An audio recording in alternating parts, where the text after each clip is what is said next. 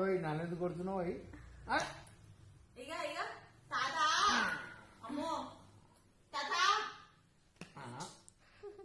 ఎంత గట్టి కొడుతుంది ఇక అమ్ములు బాయ్ అరే? నేను పోతున్నా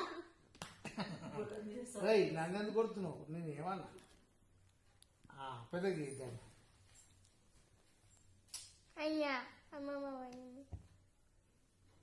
మమ్మడు